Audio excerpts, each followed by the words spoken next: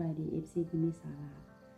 มื้อนี้มาในหัวข้อใหม่เนาะนางอยากสัมภาษณ์แม่ผู้ที่เพิ่นปฏิบัติดีปฏิบัติชอบปฏิบัติตามทางของแม่พระเมตตาจนได้รับมรรคผลชีวิตทางใจชีวิตทางจิตวิญญาณชีวิตทางการงานชีวิตทางครอบครัวดีขึ้นและนางอยากให้เพิ่นแชร์ประสบการณ์ความรู้ความเข้าใจของเพิ่นว่าเพิ่นเดินตามแม่พระผู้รู้เนาะหรือว่าจังซั่นว่าผู้รู้นี่ย้อนเหตุผลอันใดเป็นหยังคือศรัทธาว่าแม่พระทองแก้ว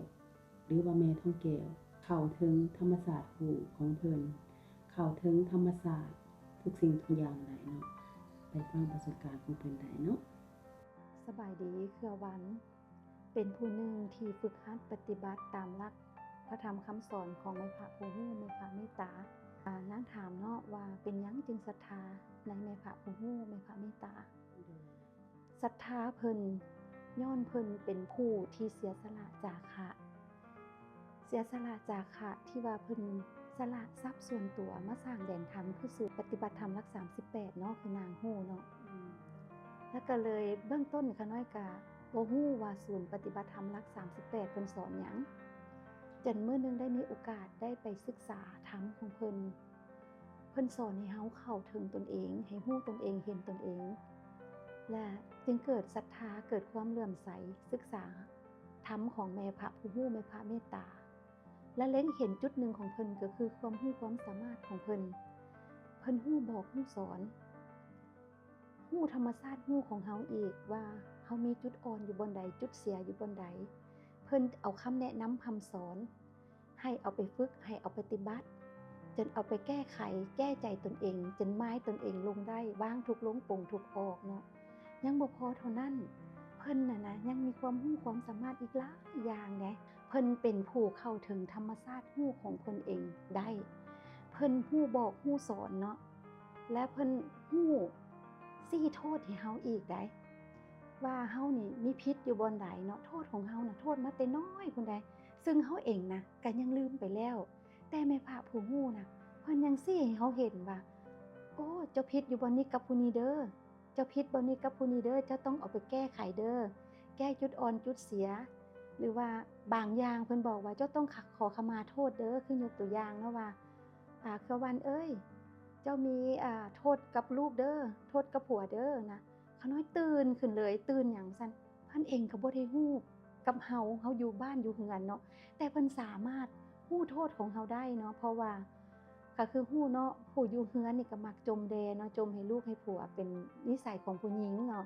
ทั้งที่แบบว่าเพิ่นเองก็บ่ได้ผิดแต่เฮาก็จมไปตามประสาแต่บ่ฮู้ว่าการจมของเฮานะมันไปแตะต้องจิตใจเพิ่นมันเกิดเป็นโทษก็ได้แม่พระผู้รู้แม่พระเมตตาบอกเฮาแบบนั้นเนาะเฮาก็มากราบขอขมาโทษกับผัวผู้เป็นผัวเนาะว่าข้อยขอโทษเด้อข้อยผิดบ่หันบ่นี่โอ้เพิ่นว่าแม่นแล้วเพราะว่าเจ้าหั้นเว้าให้ข้อยเจ็บใจหลายแต่เฮาเองบ่เคยฮู้เลยแต่แม่พระผู้รู้เพิ่นฮู้เฮาเนาะคันว่าลูกเฮากล้าที่จะขอโทษลูกถ้าว่าเฮาผิดบ่แม่นว่าแม่นี่สิถูกได้เบิดทุกอย่างเด้ถึงเฮาสิเป็นแม่เนาะถ้าเฮามีความผิดเฮาก็ต้องกล้าขอโทษลูกเนาะเพื่อหยังเพื่อให้ครอบครัวเฮาอยู่เย็นเป็นสุขเนาะอยู่แบบผาสุกสงบร่มเย็นนี่เป็นความปรารถนาของทุกคนเนาะที่ว่าครอบครัวเฮาสงบร่มเย็นนะโดยขอบใจแม่เครือหลายๆเพราะว่าฟังได้ชัดเจนและมีอันหนึ่งที่แม่เครือแชร์กับนางเนาะว่าเรื่องว่าแม่พระทองแก้วเนาะเว้าเรื่องว่าแม่ทองแก้วเนาะเพิ่นเข้าถึงธรรมชาติรู้ของเพิ่นผู้รู้ทั้งภายในของเพิ่นแล้วเพิ่นก็เข้าถึงธรรมชาติรู้ของทุกคนเข้าถึงธรรมชาติของทุกคนและทุกสิ่งทุกอย่างแล้วเพิ่นแม่ยกตัวอย่างให้ขน้อยฟังเนาะว่าถ้าว่าเฮามีข้อข้องใจอันใดนะเฮาสนทนากันเนาะหรือว่าเฮามีข้อข้องใจในใจเฮาเวลาเฮาได้มีโอกาสร่วมนำเพิ่นเฮาบ่ทันได้ถามซ้ำเพิ่นรับรู้และเข้าใจแล้วเพิ่นตอบเฮาเองทั้งที่เฮาบ่ได้เคยลงนำเพิ่นเรื่องนั้นบ่ได้ถามแต่เฮามีข้อข้องใจณตอนนั้นเพิ่นก็ตอบเฮาเลยอยากให้แม่แชร์ประสบการณ์ตัวนี้ให้ฟังแหน่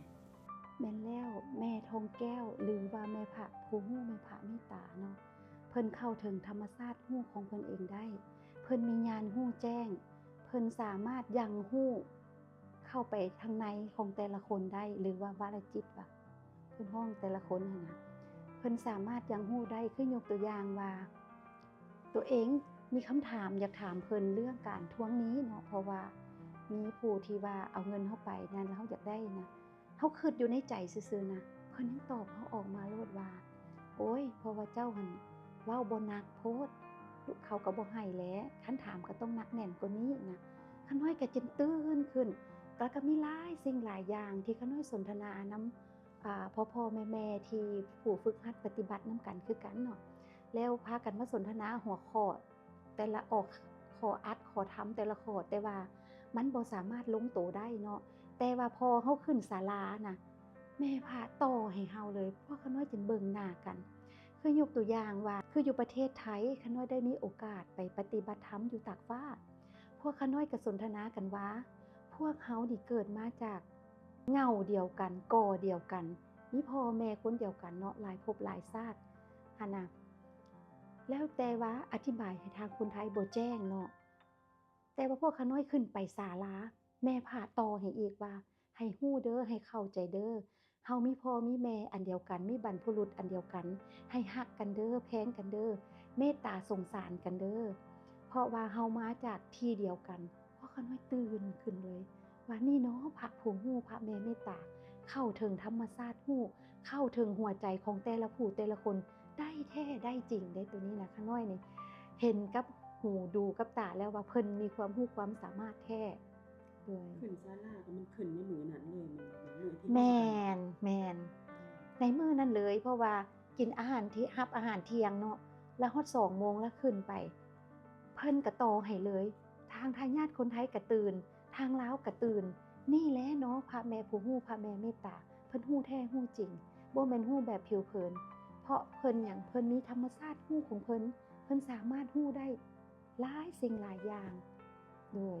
นี่แหละเนาะแม่แบบว่าตามที่แม่เว้านะเฮาต้องได้ประสบการณ์ด้วยตัวเองเฮาต้องได้ฮู้ได้เข้าใจได้ประจักษ์ตาด้วยตัวเองเฮาจึงสิมีความเชื่อมั่นและศรัทธาได้ก็เข้าใจได้เนาะคนอื่นที่แบบว่าเขาฟังเฮาแชร์ประสบการณ์หรือว่าฟังคำสอนของแม่พระผู้แม่พระเมตตาอาจจะบ่ศรัทธาหลายปานใดเพราะบ่ทันได้เอามาฝึกบ่ทันได้เอามาปฏิบัติบ่ทันได้ประสบการณ์ด้วยตัวเองหั้นนะก็เลยว่าบ่ค่อยเข้าถึงลึกซึ้งถึงความเป็นธรรมชาติหูของเพิ่น